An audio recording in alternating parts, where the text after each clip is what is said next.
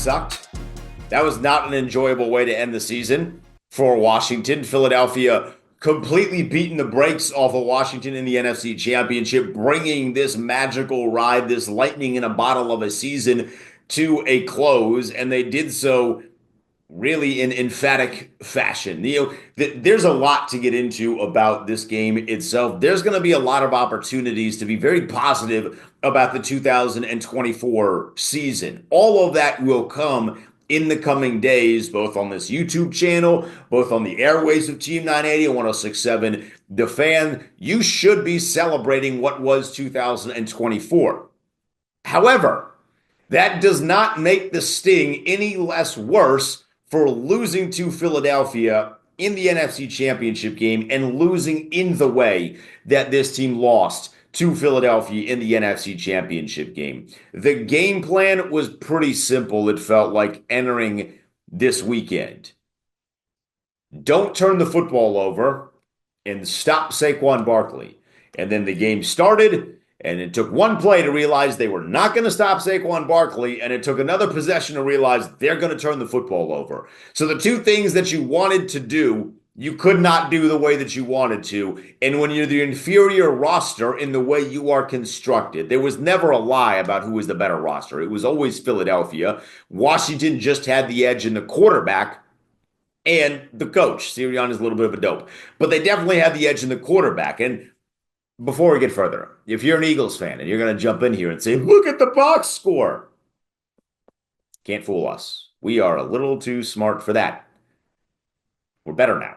Jaden Daniels is better than Jalen Hurts. Jalen Hurts just has an embarrassment of riches, and that's a credit to Howie Roseman. They built a great roster, and now if you're Adam Peters, you have to look at some of the things that Howie Roseman did and say, it's my turn.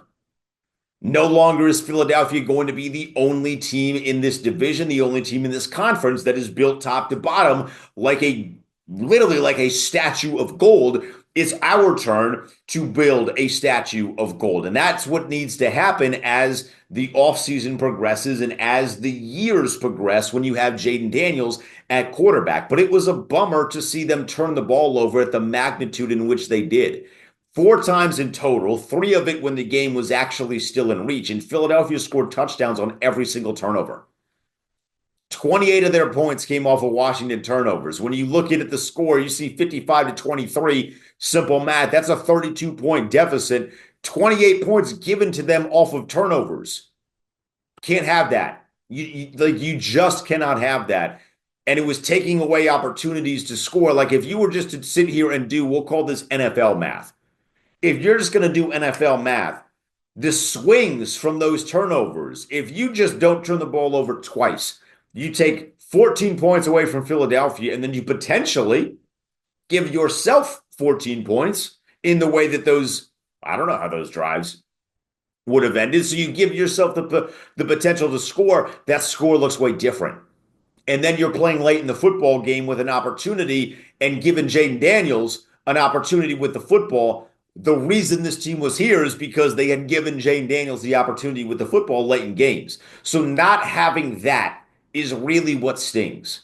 Knowing what made this team successful, the cardiac version of the cardiac Commanders was never going to be in the cards based off of the way they turned the football over, and they just could not stop the running game. 7 rushing touchdowns. Even the random white dude at the end, Will Shipley, who played his college ball at Clemson, he was breaking off long runs.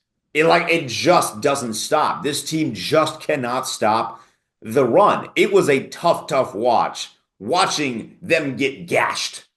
And they didn't even give Saquon Barkley the ball nearly as many times as I thought they would. I think he carried it like 18 times. I would have given it to him 30. I would have ran that thing up. Now, they had a Super Bowl to worry about midway through the game. At halftime, you pretty much had an idea. Once Philadelphia stopped Washington in that first drive, I mean, the Commanders' defense did a great job coming out of half. That was one of the very few drives where you're like, hey, Commanders' defense, let's go. Whoa, hey. And then the offense went 3 and out. And you're just like, every single time where it felt like there was maybe just a little sliver, you're like, nope, it gets ripped from you. There's a lot of conversation to be had about the defense itself. I mean, we can't do a video like this without talking about Marshawn Lattimore. I mean, guy. I have been a proponent of Marshawn Lattimore. I thought he was going to have a big time interception that was going to make a big difference in this football game. As it currently stands, I don't mind Marshawn Lattimore doing the extracurricular stuff. The defensive back corner in particular is a crazy position to play. You have to have a little bit of a screw loose to say, you have to be, as they say, you got to be about that life in a couple of different ways. I have no issue with Marshawn Lattimore being about that life. The problem is you can't do the extracurriculars and not have turnovers.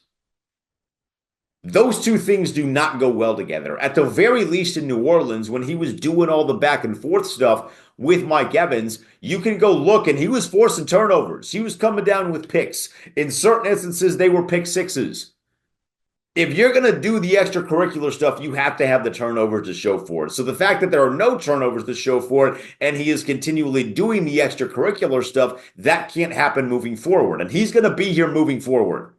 I did think it was funny that there were a lot of people calling for him to be benched. And I was like, guys, Benjamin St-Juste is the guy that would come in. And then they actually brought Benjamin St-Juste in and I was like, what is happening? Why is this happening? Lattimore has to be better. Like there's no sugarcoating it. There's no dancing around it. Lattimore just has to be better. You have to force turnovers. If you're going to be a number one corner in the NFL, you have to force turnovers. There were no turnovers from him this year. And then what is the officiating crew doing? Are you serious? These dudes were about to jump into martial law.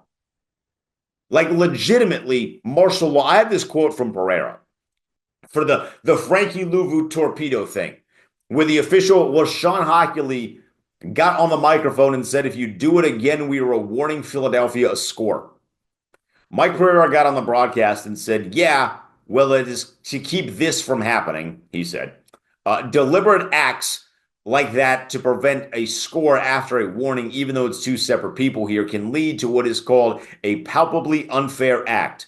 That's how it's defined in the book, and you can do as a referee whatever you like to do. I'll read that final part one more time for those that might have missed it. You can do as a referee whatever you would like to do. That is about as close to NFL martial law as you are going to get in writing. And that's just a thing that can happen. And Pereira said that on the broadcast. And then the broadcast was like, all right, cool. And just kept it moving. There was no criticism of that rule. There was no pointing out how laughably stupid that rule is and the fact that the NFL that prides itself on competitiveness and competition has a rule like that exists. I have never been one in favor of banning the tush push. Its physicality is leverage. If you don't like it, figure out ways to stop it. That has always been the way that I have felt about that. With that said, if you are the NFL, you have to allow them ways to stop it, or to at least come up with ways to stop it. If you're just going to award them points, what is the point?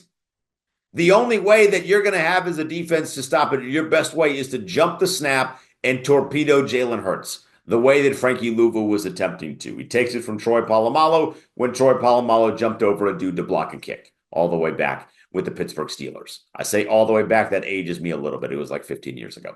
Anyway, if you're the NFL, you have to allow the defense a competitive chance to stop the play.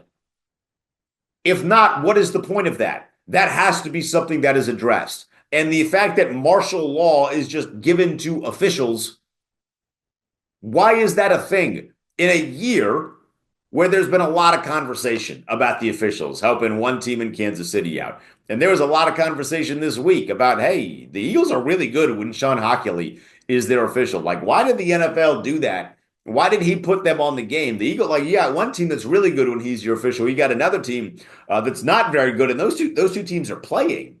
Why was that decision made? Considering all those factors, to then have the potential of martial law be enforced on the field, that is what I would say is a bad PR look for the NFL. If I was Frankie Louvu, I would have torpedoed him again.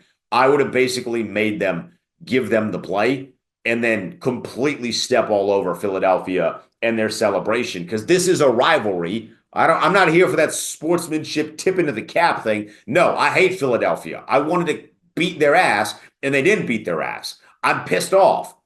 We'll celebrate the 2024 season accordingly. We got a quarterback. There's a lot to be happy about, but I wanted to win that football game yesterday because I wanted to go to the Super Bowl. It's been 33 years since Washington has been there. I'm 29. I wanted to see them in the Super Bowl. That aside, I would have torpedoed them again if I was Frankie Luvu. I would have made them make that call, and then that would be the entire talking point of the game. The game sucked for Washington. There were not a lot of positives. You had that one Terry McLaurin play. You had that Tressway, fake punt. That guy can throw dimes. He can punt dimes. He is literally a jack of all trades. 18-tool player is Tressway. I mean, that guy is sensational. I love him to death. He's been the face of the franchise. For him to get that moment was awesome.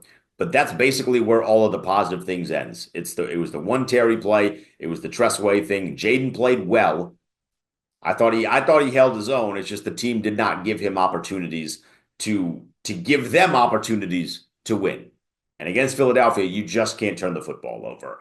That's it for me for now. We'll be back later in this week to celebrate the season itself, do some superlatives, things of that nature. But for now, I'm still a little upset. I wanted to go to the Super Bowl. I am now in a state of mourning because my team is not going to the Super Bowl. And to all the Philadelphia fans, I hate you. I hope you lose. I hope Patrick Mahomes kicks your teeth in. I'm out of here. Bye.